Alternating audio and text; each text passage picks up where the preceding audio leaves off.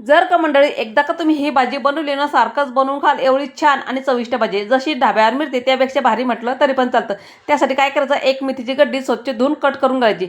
कढईमध्ये थोडंसं तेल घालून घ्यायचं आणि काही बेसिक मसाले आपल्याला ॲड करून घ्यायचे. 2 कांदे, 1 टोमॅटो, 10 ते 12 काजू घ्यायचे आणि 2 हिरवी मिरची घालून घ्यायची आणि चांगलं चट्टे पडेल इतपत आपल्याला मसाला भाजून घ्यायचा आहे. थंड झाल्यानंतर मसाला आपल्याला मिक्सरमध्ये तो वाटून घ्यायचा आहे. लगेचच फोडणी करायला घेऊयात. फोडणीसाठी मी बटर आणि तेल घातले. हवं असल्यास तुम्ही तेल, तूप, बटर काही घालू शकतात.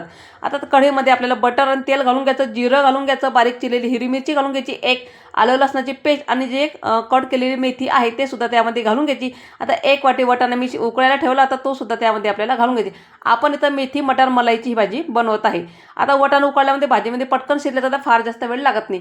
वाटलेलं वाटण घालून घ्यायचं, चांगला 3 ते 4 मिनिटं मसाला हा चांगला परतून घ्यायचा. ही भाजी खूप पातळ करू नका, थोडीशी ग्रेव्हीची असते. लाल तिखट आणि धना पावडर घालून घ्यायची. आता गरम मसाला घातलाय, खडा मसाला, त्यामुळे मी गरम मसाला पावडर काही घालणार नाही. तुम्हाला पावडर घालायची असेल गरम तुम्ही घालू शकता, गरम मसाल्याची पावडर. थोडंसं पाणी घालून घ्यायचं आणि भरपूर सारी कोथिंबीर चवीप्रमाणे मीठ घालून घ्यायचं आणि त्यात फ्रेश क्रीम घालून घ्यायची. फ्रेश क्रीम जर नसेल तर तुम्ही दुधाची ताजी साय घाला तरी पण चालतं. अगदी ढाब्यावर मिळते त्यापेक्षा भारी आपली भाजी तयार होते. आता साजूक तूप घालून घ्यायचं. लाल तडका देण्यासाठी लाल तिखट आणि बेडगी मिरची घातली. जबरदस्त आपली मेथी मटर मलाई भाजी तयार झाली. व्हिडिओ आवडला असेल तर एक लाईक नक्की करा. तोपर्यंत बाय बाय.